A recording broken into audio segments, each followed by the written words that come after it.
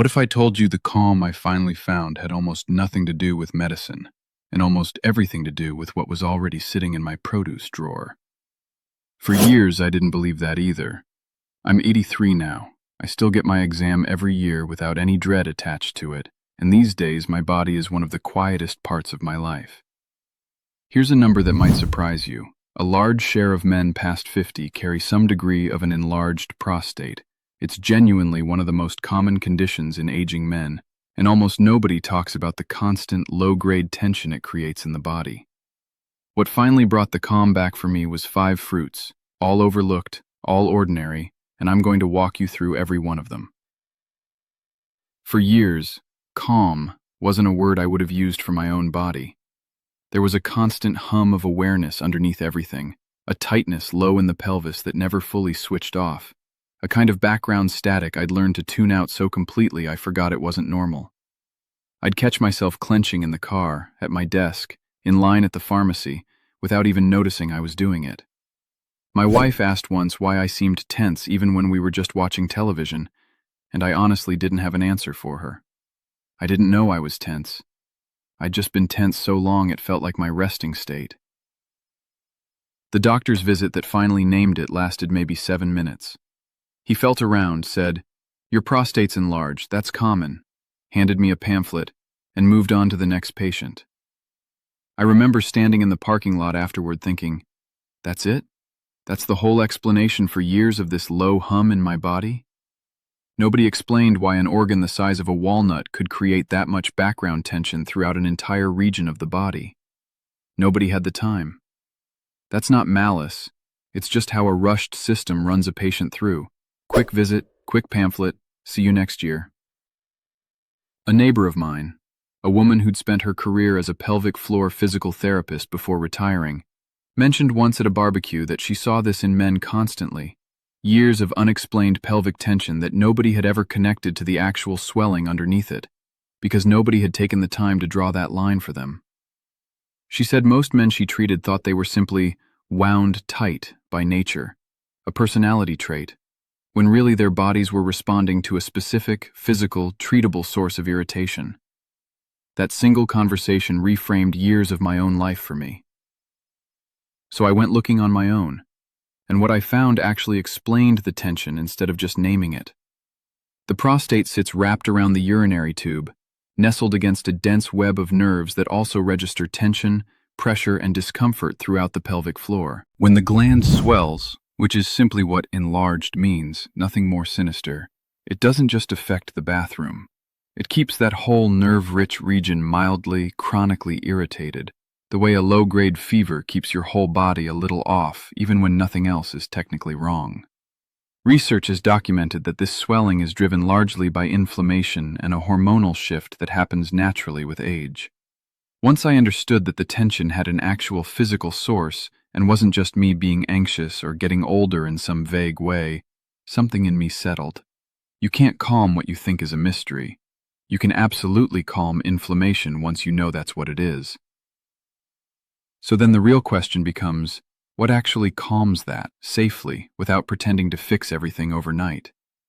Before the 5 fruits, I want to be honest about the prescription route, because nobody tells you this part up front.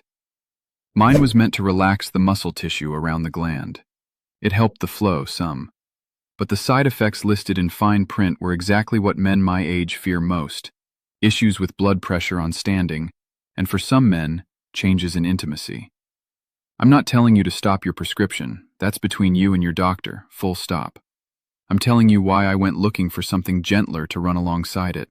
Something aimed at the inflammation itself, rather than just the plumbing symptom. Fruit number 1, and the one with the most research behind it, is the pumpkin seed. In a study following men with an enlarged prostate, a concentrated pumpkin seed extract taken daily for 3 months produced a meaningful drop in overall symptom severity and frequency, the kind of change men described in terms of finally feeling settled instead of on edge.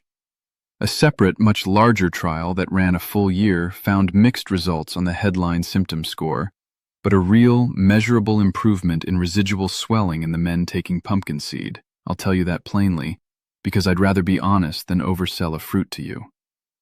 The mechanism, Plant compounds in the seed calm local inflammation and interact gently with the hormone signaling driving the swelling, without touching your body's hormones system-wide. Fruit number 2 is pomegranate. This one is newer research, and I want to say that clearly up front. A laboratory study using an animal model of prostate enlargement found that pomegranate's plant compounds measurably reduced markers of glandular swelling compared to untreated animals. It's early-stage evidence, not a large human trial yet, but the mechanism fits everything else here. Pomegranate carries a dense concentration of polyphenols with a documented anti-inflammatory signature, calming exactly the kind of chronic, low-grade irritation we're discussing. Fruit number 3 is cranberry, and it surprised me the mechanism wasn't about infections at all. A study specifically following men with lower urinary tract symptoms found that a daily cranberry supplement led to significantly fewer symptoms and meaningfully better quality of life compared to placebo. Cranberry's compounds appear to reduce irritation directly in that inflamed pelvic tissue, quieting the background static rather than treating a specific infection.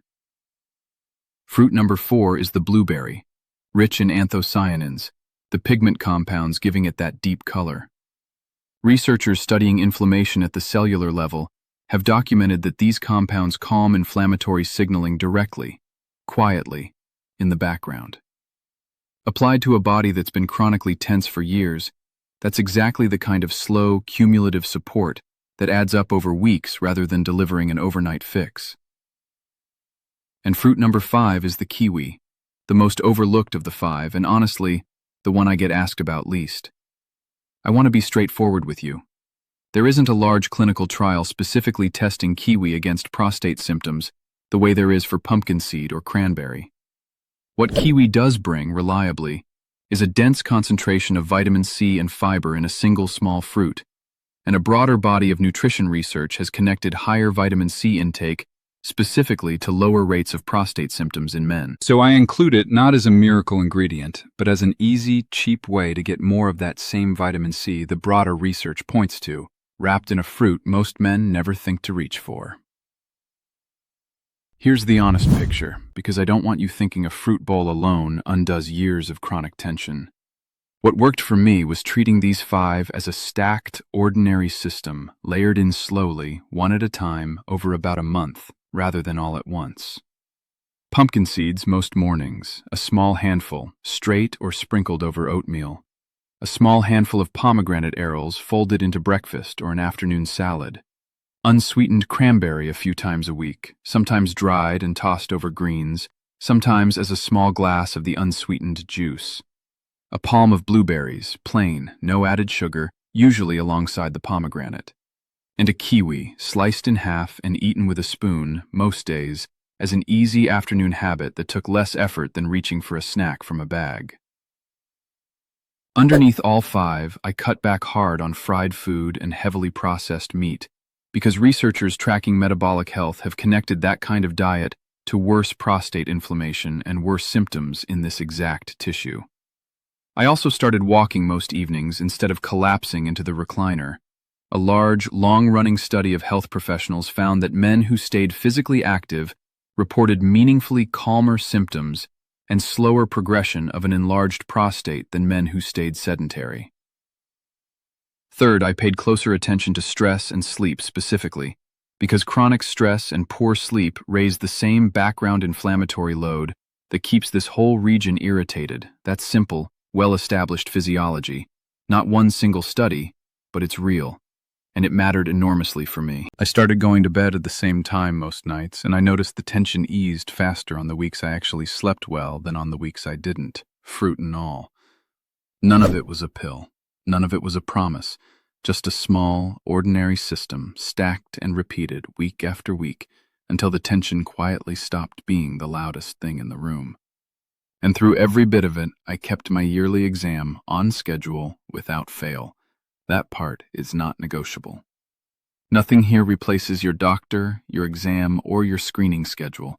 This is support that lives alongside medical care, never instead of it. These days I notice when I'm not tense, which tells you how far things have come. Most of the time now, my body just isn't part of the conversation in my head. I sit in a waiting room at a restaurant, in traffic, and I'm simply there, present, not braced for anything. I think about a man named Gerald, 69, ran a small hardware repair shop outside Asheville for over 20 years, on his feet behind the counter most of the day.